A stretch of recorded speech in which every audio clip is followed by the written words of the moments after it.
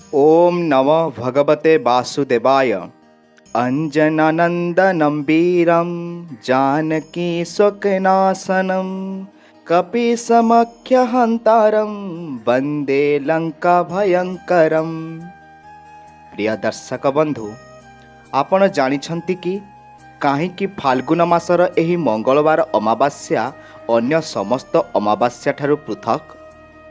काहींकि शास्त्र एही दिनकू भयंकर एवं अत्यंत शुभ एही दुईटी विपरीत शब्दरे वर्णना करा जाइछि?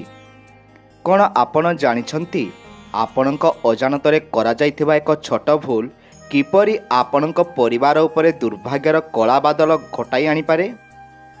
आजिर एही भिडियोटी केवल एक सूचना नुहे, बरम आपणक जीवनर सुरक्षा कवच। आसंतु जानिबा सेही 5टी मारात्मक भूल विषय रे, जहाकू एही पवित्र तिथि रे करिबा अर्थ निजे विपद को आमंत्रण करिबा। भिडियो रे आगकू बढ़िबा पूर्वरु आपनकू मोर छोट अनुरोध, दयाकरी भिडियोटी को लाइक करी तले दिया जाइथिबा कमेंट रे जय बजरंगबली निश्चय लिखंतु।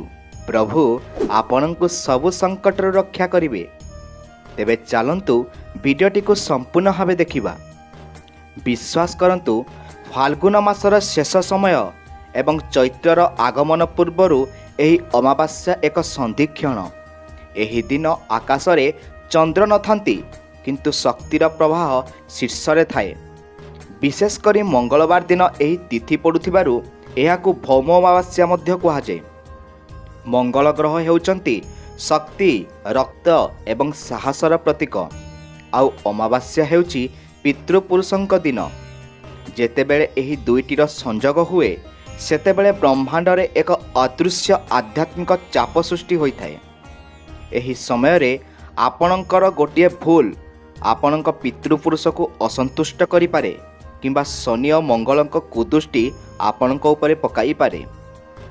प्रथम भूल जहा अधिकांश लोके अजानतरे करिथांती, ताहा हेउची तामसिक भोजन एवं निशाद्रव्य सेवन। अनेक भावंती अमावास्या तो एक साधारण दिन, किंतु शास्त्र कुहे एही दिन मनुष्यर रक्तचाप एवं मानसिक स्थिति अत्यंत संवेदनशील थाए। जदि आपण मंगलवार फाल्गुन अमावास्या दिन आमिष सेवन करुछंती, तेबे आपण जानी रखंतु आपण निज शरीर भितरे नकारात्मक शक्ति को स्थान देउछंती। एहा द्वारा केवल स्वास्थ्य बिगड़े नहीं, बरम घरे अकारण रे कली झगड़ा सृष्टि होइथाए। मंगलवार हेउची हनुमानंकर दिन, जे पवित्रता और ब्रह्मचर्यार प्रतीक। एही दिन अपवित्र आहार ग्रहण करिबा माने निज भाग्यर द्वार को निजे बंद करिबा। द्वितीय रे एही दिन क्रोध एवं कटु भाषा प्रयोग करिबा एक बड़ पाप। आपण हुए तो भाबुथिबे रागिले कौन विपद आसीबो? दर्शक बंधु, मंगल ग्रह क्रोधर कारक।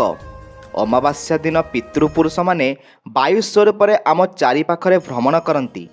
जदि सही समय रे आपण काहाकू अपमानित करती, विशेष करी जड़े वृद्ध व्यक्ति बा असहाय व्यक्ति को, तेबे पितृपुरुष अभिशाप दे चली जाती। घरर वातावरण जदि अशांत रहे, तेबे सेठारे माँ लक्ष्मी केबे भी वास करती नहीं। तेणु एही दिन निज बाणी उपरे संजम रखिबा एकांत आवश्यक। तृतीय भूलटी हेउची सूर्यास्त परे निछाटिया स्थान को जिबा। फाल्गुन अमावास्यार राति अत्यंत गभीर एवं शक्तिशाली होइथाए। शास्त्र अनुसार एही राति नकारात्मक शक्ति बा आसुरिक शक्ति माने अधिक सक्रिय थांती। विशेष करी श्मशान पाख, चारि छकी किंबा निछाटिया गछमूल को एही राति जिबा उचित नुहे। अनेक समय लोक माने निजर खराब समय काटिबा पई रास्ता उपरे किछि जिनिस फोपाड़ी थांती, जहाको आमे तंत्र बाधा कहू। जदि आपण अजानतरे एही सबु जिनिस उपरे पाद देई दियंती, तेबे घर को सही अशुभ शक्ति मारी आसे। चतुर्थ भूलटी हेउची दान करिवार अवहेला करिबा किंबा जाचक को खाली हाथ रे फेराइबा। फाल्गुन अमावास्या दान पई एक सुवर्ण सुजोग। एही दिन जदि आपणक द्वार को कहीं भिकारी बा अभावी लोक आसुछंती, तेबे तांकु किछि ना किछि खाद्य बा वस्त्र निश्चय दियंतु। ମନେ ରଖନ୍ତୁ, ମଙ୍ଗଳବାର ଅମାବାସ୍ୟା ଦିନ ଦିଆଯାଇଥିବା ଦାନ ସିଧାସଳଖ ପିତୃପୁରୁଷଙ୍କୁ ମିଳିଥାଏ। ଯଦି ଆପଣ କୃପଣତା କରନ୍ତି ତେବେ ଘରୁ ସୁଖ ସମୃଦ୍ଧି ଧୀରେ ଧୀରେ କମିବାକୁ ଲାଗିଥାଏ। ପଞ୍ଚମ ଏବଂ ସବୁଠାରୁ ଗୁରୁତ୍ୱପୂର୍ଣ୍ଣ କଥା ହେଉଛି ଶାରୀରିକ ସମ୍ବନ୍ଧ ରଖିବା। ଶାସ୍ତ୍ର ଅନୁସାରେ ଅମାବାସ୍ୟା ତିଥିରେ ବ୍ରହ୍ମଚର୍ଯ୍ୟ ପାଳନ କରିବା ଅନିବାର୍ଯ୍ୟ। ଏହି ଦିନ ଗର୍ଭାଧାନ ହେଲେ ସନ୍ତାନ ଉପରେ ଗ୍ରହମାନଙ୍କର ଅଶୁଭ ପ୍ରଭାବ ପଡ଼ିଥାଏ ଏବଂ ଦମ୍ପତିଙ୍କ ମଧ୍ୟରେ ଦୂରତା ବଢ଼ିଥାଏ। ଦର୍ଶକ ବନ୍ଧୁ, ଏହା ତ ଥିଲା ସେହି ଭୁଲ ଗୁଡ଼ିକ ବିଷୟରେ ଯାହା ଆପଣଙ୍କୁ ବିପଦରେ ପକାଇପାରେ, କିନ୍ତୁ କେବଳ ସତର୍କ ରହିଲେ ହେବ ନାହିଁ। ଏହି ଦିନ କିଛି ବିଶେଷ କାର୍ଯ୍ୟ କଲେ ଆପଣଙ୍କ ଭାଗ୍ୟ ବଦଳି ଯାଇପାରେ। ଏହି ଅମାବାସ୍ୟାରେ କେଉଁ ଜିନିଷ ଦାନ କଲେ ଆପଣଙ୍କୁ କୋଟି ପୁଣ୍ୟ ମିଳିବ ଏବଂ ହନୁମାନଙ୍କ କୃପା ଲାଭ ହେବ? କିପରି ଏକ ଛୋଟ ଦୀପ ଆପଣଙ୍କ ପିତୃଦୋଷ ଖଣ୍ଡନ କରିପାରିବ? ଏସବୁ ଜାଣିବା ପାଇଁ ଆମ ସହ ଏହି ଆଧ୍ୟାତ୍ମିକ ଯାତ୍ରାର ଶେଷ ପର୍ଯ୍ୟନ୍ତ ରୁହନ୍ତୁ। ମୁଁ ଆପଣଙ୍କୁ ଜଣାଇବି ଏହି ମଙ୍ଗଳବାର ଅମାବାସ୍ୟା ଦିନ କେଉଁ ଗୋଟିଏ ଜିନିଷ ଦାନ କଲେ ଆପଣଙ୍କ ଘରେ କେବେ ବି ଅର୍ଥର ଅଭାବ ରହିବ ନାହିଁ। କ'ଣ ଆପଣ ଜାଣିବାକୁ ଚାହାନ୍ତି ସେହି ଗୁପ୍ତ ପ୍ରତିକାର ବିଷୟରେ? ପ୍ରିୟ ଦର୍ଶକ ବନ୍ଧୁ, ପ୍ରଥମରୁ ଆମେ ଜାଣିଲେ ସେହି 5ଟି ଭୁଲ ବିଷୟରେ ଯାହା ଆମ ଜୀବନରେ ବିପଦ ମାଡ଼ି ଆଣିଥାଏ। କିନ୍ତୁ ଏବେ ପ୍ରଶ୍ନ ଉଠୁଛି, କେବଳ ସାବଧାନ ରହିଲେ କ'ଣ ସବୁ ସମସ୍ୟାର ଦୂର ହୋଇଯିବ? କ'ଣ ଆପଣ ଜାଣିଛନ୍ତି, ଫାଲ୍ଗୁନ ମାସର ଏହି ମଙ୍ଗଳବାର ଅମାବାସ୍ୟା ଦିନ ଏପରି ଏକ ମହାସଂଯୋଗ ରହିଛି ଯାହା ଆପଣଙ୍କ ପିଢ଼ି ପିଢ଼ିର ଦରିଦ୍ରତାକୁ ପୋଛି ଦେଇପାରେ। କେଉଁ ସେହି ଗୁପ୍ତଦାନ ଯାହା କଲେ ସ୍ୱୟଂ ବଜରଙ୍ଗବାଲି ଆପଣଙ୍କ ଘରର ରକ୍ଷା କବଚ ସାଜିବେ? ଆଉ କାହିଁକି ଏହି ଦିନ କରାଯାଉଥିବା ପିତୃତର୍ପଣ ଅନ୍ୟ ଦିନ ଅପେକ୍ଷା 1000 ଗୁଣ ଅଧିକ ଫଳଦାୟୀ? ଆସନ୍ତୁ ଆମେ ସେହି ଗହନ ରହସ୍ୟକୁ ଭେଦ କରିବା। ଶାସ୍ତ୍ର ଅନୁସାରେ ଫାଲ୍ଗୁନ ଅମାବାସ୍ୟା ହେଉଛି ବର୍ଷର ସେହି ସମୟ ଯେତେବେଳେ ପ୍ରକୃତି ନୂତନ ରୂପ ଧାରଣ କରିବାକୁ ପ୍ରସ୍ତୁତ ହୁଏ। ଏହି ଦିନ ମଙ୍ଗଳ ଗ୍ରହଙ୍କ ଅଭାବ ଯୋଗୁଁ ଆମ ଶରୀରରେ ଅଗ୍ନିତତ୍ତ୍ୱ ବୃଦ୍ଧି ପାଇଥାଏ। ଯଦି ଆମେ ଏହି ଅଗ୍ନିକୁ ସଠିକ୍ ଦିଗରେ ବ୍ୟବହାର କରିବା ତେବେ ଆମର ସମସ୍ତ ପାପ ଓ ଦୁଃଖ ଭସ୍ମ ହୋଇଯିବ। କିନ୍ତୁ ଯଦି ଆମେ ଦାନ ଧର୍ମରେ ଅବହେଳା କରିବା ତେବେ ସେହି ଅଗ୍ନି ଆମ ସୁଖ ଶାନ୍ତିକୁ ଜଳାଇ ଦେଇପାରେ। ଏହି ଦିନର ସବୁଠାରୁ ବଡ଼ ଶକ୍ତି ହେଉଛି ଦାନ। ଦାନର ଅର୍ଥ କେବଳ ଟଙ୍କା ପଇସା ଦେବା ନୁହେଁ, ବରଂ ନିଜର ଅହଙ୍କାରକୁ ତ୍ୟାଗ କରି ଅନ୍ୟର ସେବା କରିବା। ଏହି ବିଶେଷ ଦିନରେ ରକ୍ତଚନ୍ଦନ ବା ନାଲି ରଙ୍ଗର ବସ୍ତ୍ର ଦାନ କରିବାର ବିଶେଷ ମହତ୍ତ୍ୱ ରହିଛି। ମଙ୍ଗଳ ଗ୍ରହଙ୍କ ପ୍ରିୟ ରଙ୍ଗ ହେଉଛି ନାଲି। ଯେଉଁମାନଙ୍କ କୁଣ୍ଡଳୀରେ ମଙ୍ଗଳ ଦୋଷ ରହିଛି କିମ୍ବା ଯାହାଙ୍କ ଘରେ ବାରମ୍ବାର ଦୁର୍ଘଟଣା ଘଟୁଛି, ସେମାନେ ଏହି ଦିନ କୌଣସି ଗରିବ ବ୍ରାହ୍ମଣ ବା ଅସହାୟ ବ୍ୟକ୍ତିଙ୍କୁ ନାଲି କପଡ଼ା ସହ କିଛି ମୁଗ ଡାଲି ବା ଗୁଡ଼ ଦାନ କରନ୍ତୁ। ଏହା କଲେ ମଙ୍ଗଳଙ୍କ କୁପ୍ରଭାବ ଶାନ୍ତ ହୁଏ ଏବଂ ଘରେ ମାଙ୍ଗଳିକ କାର୍ଯ୍ୟର ଶୁଭାରମ୍ଭ ହୁଏ। ବିଶ୍ୱାସ କରନ୍ତୁ, ଏହି ଛୋଟ ଦାନଟି ଆପଣଙ୍କ ଜୀବନରେ ଆସୁଥିବା ବଡ଼ ବିପତ୍ତିକୁ ଟାଳି ଦେଇପାରେ। ଦର୍ଶକ ବନ୍ଧୁ, ଏବେ ଆସନ୍ତୁ ଜାଣିବା ପିତୃପୁରୁଷଙ୍କ ସମ୍ପର୍କରେ। ଅନେକ ସମୟରେ ଆମେ ଯେତେ ଚେଷ୍ଟା କଲେ ମଧ୍ୟ ସଫଳତା ପାଉନାହୁଁ। ଘରେ କେହି ନା କେହି ସବୁବେଳେ ରୋଗରେ ପଡ଼ିଥାନ୍ତି କିମ୍ବା ବିବାହ କାର୍ଯ୍ୟରେ ବାରମ୍ବାର ବାଧା ଆସେ। ଏହାର ଏକ ମୁଖ୍ୟ କାରଣ ହୋଇପାରେ ପିତୃଦୋଷ। ଫାଲ୍ଗୁନ ଅମାବାସ୍ୟା ଦିନ ପିତୃପୁରୁଷଙ୍କ ଉଦ୍ଦେଶ୍ୟରେ ତିଳ ତର୍ପଣ କରିବା ଦ୍ୱାରା ସେମାନେ ଅତ୍ୟନ୍ତ ପ୍ରସନ୍ନ ହୁଅନ୍ତି। ଯଦି ଆପଣ ନଦୀ କୂଳକୁ ଯାଇପାରୁନାହାନ୍ତି ତେବେ ଘରେ ଦକ୍ଷିଣ ଦିଗକୁ ମୁହଁ କରି ଏକ ପାତ୍ରରେ ପାଣି ଓ କଳା ରାଶି ନେଇ ସେମାନଙ୍କୁ ସ୍ମରଣ କରନ୍ତୁ। ଏହା ସହିତ ଏହି ଦିନ ଅନ୍ନଦାନ କରିବା କୋଟି ପୁଣ୍ୟ ସହିତ ସମାନ। ବିଶେଷ କରି ମଙ୍ଗଳବାର ଦିନ ବୁଲା କୁକୁର ବା ଗାଈକୁ ରୁଟିରେ ଗୁଡ଼ ଲଗାଇ ଖାଇବାକୁ ଦେଲେ ରାହୁ ଏବଂ କେତୁଙ୍କ ପ୍ରଭାବ ମଧ୍ୟ ଶାନ୍ତ ହୋଇଥାଏ। ଆପଣ ଜାଣିଛନ୍ତି କି ଏହି ଅମାବାସ୍ୟା ଦିନ ହନୁମାନ ଚାଳିଶା ପାଠ କରିବାର ଏକ ବିଶେଷ ବିଧି ରହିଛି। ମଙ୍ଗଳବାର ଓ ଅମାବାସ୍ୟାର ଏହି ଦୁର୍ଲଭ ସଂଯୋଗରେ ଯଦି କେହି ଭକ୍ତିର ସହ 7 ଥର ହନୁମାନ ଚାଳିଶା ପାଠ କରି ହନୁମାନଙ୍କ ପାଖରେ ଏକ ଚାମେଲି ତେଲର ଦୀପ ଜଳାନ୍ତି ତେବେ ତାଙ୍କ ଘର ଚାରିପାଖରେ ଏକ ସୁରକ୍ଷା ବଳୟ ସୃଷ୍ଟି ହୋଇଥାଏ। କୌଣସି କୁଦୃଷ୍ଟି ବା ନକାରାତ୍ମକ ଶକ୍ତି ସେହି ଘରକୁ ପ୍ରବେଶ କରିପାରେ ନାହିଁ। ଯଦି ଆପଣଙ୍କୁ ଲାଗୁଛି ଯେ କେହି ଆପଣଙ୍କ ଉପରେ କିଛି ଖରାପ ବିଦ୍ୟା ପ୍ରୟୋଗ କରିଛି, ତେବେ ଏହି ପ୍ରତିକାର ଆପଣଙ୍କ ପାଇଁ ରାମବାଣ ସଦୃଶ କାମ କରିବ।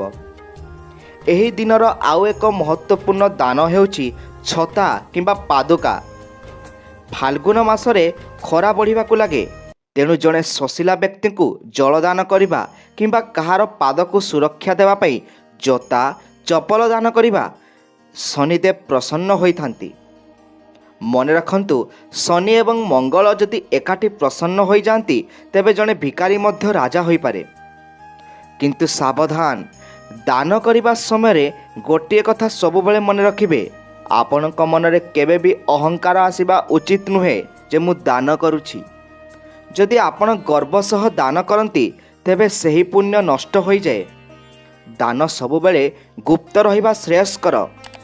ଯେମିତି କୁହାଯାଏ, ଡାହାଣ ହାତ ଦେଲେ ବାମ ହାତ ଯେମିତି ଜାଣି ନପାରେ।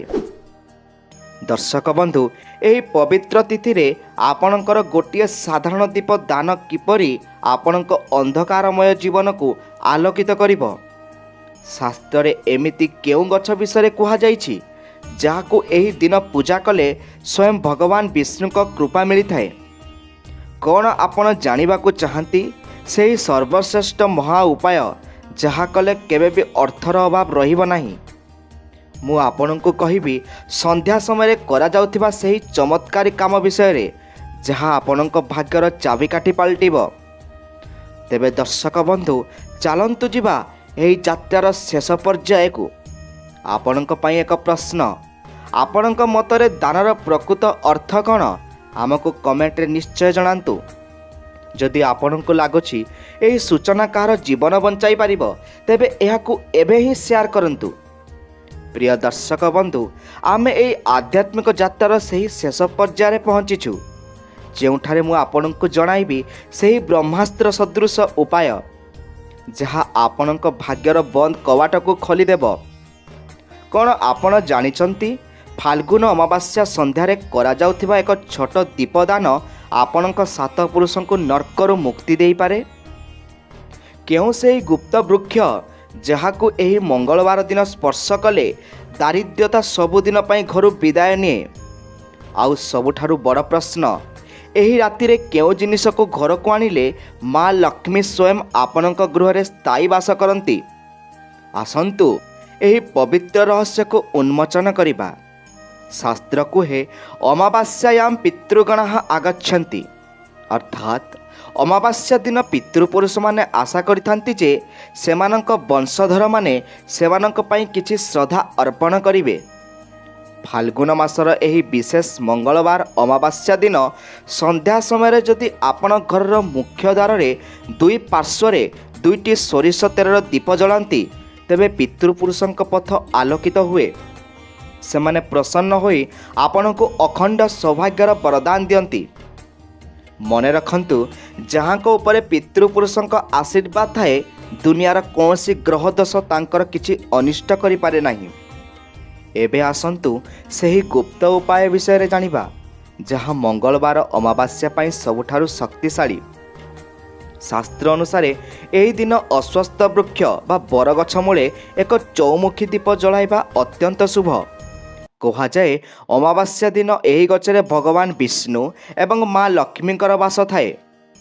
ଯଦି ଆପଣ ଆର୍ଥିକ ସଙ୍କଟ ଦେଇ ଗତି କରୁଛନ୍ତି, ତେବେ ଏହି ଦିନ ସନ୍ଧ୍ୟାରେ ଗଛ ମୂଳେ ଦୀପ ଜାଳି 7 ଥର ପ୍ରଦକ୍ଷିଣ କରନ୍ତୁ ଏବଂ ଓମ୍ ନମ ଭଗବତେ ବାସୁଦେବାୟ ମନ୍ତ୍ର ଜପ କରନ୍ତୁ। ଆପଣ ଦେଖିବେ ଅଳ୍ପ ଦିନ ମଧ୍ୟରେ ଆପଣଙ୍କ ରୋଜଗାରର ନୂଆ ନୂଆ ପଥ ଖୋଲିବାକୁ ଲାଗିବ। ଆଉ ଏକ ବିଶେଷ କଥା ଯାହା ଆପଣଙ୍କୁ କେହି କହିନଥିବେ, ଏହି ଫାଲ୍ଗୁନ ଅମାବାସ୍ୟା ଦିନ ପକ୍ଷୀମାନଙ୍କୁ ଶସ୍ୟ ଦେବା ଏକ ମହାପୁଣ୍ୟ। ଯଦି ଆପଣ ସୂର୍ଯ୍ୟୋଦୟ ପୂର୍ବରୁ 7 ପ୍ରକାରର ଶସ୍ୟ ମିଶାଇ ପକ୍ଷୀମାନଙ୍କୁ ଖାଇବାକୁ ଦିଅନ୍ତି, ତେବେ ଆପଣଙ୍କ ଜୀବନର ସମସ୍ତ କର୍ମଦୋଷ କଟିଯାଏ। ଏହି ଦିନ ଗାଈକୁ ସବୁଜ ଘାସ କିମ୍ବା ଗୁଡ଼ ମିଶା ରୁଟି ଖାଇବାକୁ ଦେଲେ 33 କୋଟି ଦେବାଦେବୀଙ୍କର ଆଶୀର୍ବାଦ ଏକା ସାଙ୍ଗରେ ମିଳିଥାଏ। କିନ୍ତୁ ଏକ ଗୁରୁତ୍ୱପୂର୍ଣ୍ଣ ସତର୍କତା, ଅନେକ ଲୋକ ଅମାବାସ୍ୟା ଦିନ ଘର ସଫା କରିବା ନାଁରେ ପୁରୁଣା ଜିନିଷ ବାହାରେ ଫୋପାଡ଼ି ଦିଅନ୍ତି ମନେ ରଖନ୍ତୁ, ସନ୍ଧ୍ୟା ସମୟରେ ଘରୁ କୌଣସି ଜିନିଷ ବାହାରକୁ ଦିଅନ୍ତୁ ନାହିଁ କିମ୍ବା କାହାକୁ ଟଙ୍କା ଉଧାର ଦିଅନ୍ତୁ ନାହିଁ। ଏହା କଲେ ଆପଣଙ୍କ ଘରର ଲକ୍ଷ୍ମୀ ଅନ୍ୟ ପାଖକୁ ଚାଲିଯାଆନ୍ତି। ଏହି ରାତିରେ ନିଜ ଘରକୁ ଆଲୋକିତ ରଖନ୍ତୁ, କୌଣସି କୋଣ ଯେପରି ଅନ୍ଧାର ନ ରହେ। ଯଦି ଆପଣଙ୍କ ଘରେ ବାରମ୍ବାର କଳହ ହେଉଛି, ତେବେ ଏହି ଅମାବାସ୍ୟା ଦିନ ପାଣିରେ ଟିକେ ସୈନ୍ଧବ୍ୟ ଲବଣ ବା ମୁଠାଏ ଲୁଣ ମିଶାଇ ଘର ପୋଛନ୍ତୁ। ଏହାଦ୍ୱାରା ଘରର ସମସ୍ତ ନକାରାତ୍ମକ ଶକ୍ତି ବାଷ୍ପ ହୋଇ ଉଡ଼ିଯାଏ ଏବଂ ଶାନ୍ତି ଫେରିଆସେ। ମଙ୍ଗଳବାର ପଡ଼ୁଥିବାରୁ ଏହି ଦିନ ହନୁମାନଙ୍କ ପାଖରେ ସିନ୍ଦୁର ଅର୍ପଣ କରିବାକୁ ଭୁଲନ୍ତୁ ନାହିଁ। ସେହି ସିନ୍ଦୁରକୁ ଟିକେ ଆଣି ନିଜ ମୁଖ୍ୟ ଦ୍ୱାରରେ ଏକ ସ୍ୱସ୍ତିକ ଚିହ୍ନ କରନ୍ତୁ। ଏହା ଆପଣଙ୍କ ଘର ପାଇଁ ଏକ ଅଦୃଶ୍ୟ ସୁରକ୍ଷା ପାଚେରୀ ସଦୃଶ କାମ କରିଥାଏ। ଦର୍ଶକ ବନ୍ଧୁ, ଭକ୍ତି ଏବଂ ବିଶ୍ୱାସ ହିଁ ସବୁଠାରୁ ବଡ଼ ଶକ୍ତି।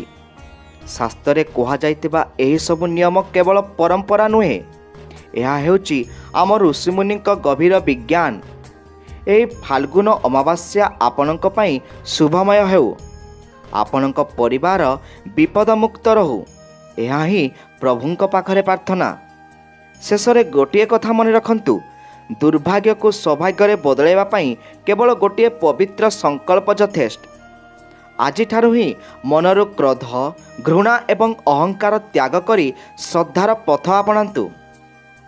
ଦର୍ଶକ ବନ୍ଧୁ, ଆଶା କରୁଛି ଆଜିର ଏହି ଆଧ୍ୟାତ୍ମିକ ଚର୍ଚ୍ଚା ଆପଣଙ୍କ ଜୀବନରେ ଏକ ସକାରାତ୍ମକ ପରିବର୍ତ୍ତନ ଆଣିବ। ଯଦି ଆପଣଙ୍କୁ ଏହି ତଥ୍ୟ ଭଲ ଲାଗିଲା, ତେବେ ଭିଡ଼ିଓଟିକୁ ଲାଇକ୍ କରି ଭକ୍ତିର ସହ କମେଣ୍ଟରେ ଜୟ ବଜରଙ୍ଗବାଲି ନିଶ୍ଚୟ ଲେଖନ୍ତୁ। ଆପଣଙ୍କର ଗୋଟିଏ ସେୟାର କାହାର ଅନ୍ଧକାରମୟ ଜୀବନରେ ଆଲୋକ କିରଣ ଦେଖାଇପାରେ। ପୁଣି ଦେଖାହେବା ଏମିତି ଏକ ରହସ୍ୟମୟ ଅଧ୍ୟାୟରେ। ସେ ପର୍ଯ୍ୟନ୍ତ ଆମକୁ ବିଦାୟ ଦିଅନ୍ତୁ। ଜୟ ଜଗନ୍ନାଥ।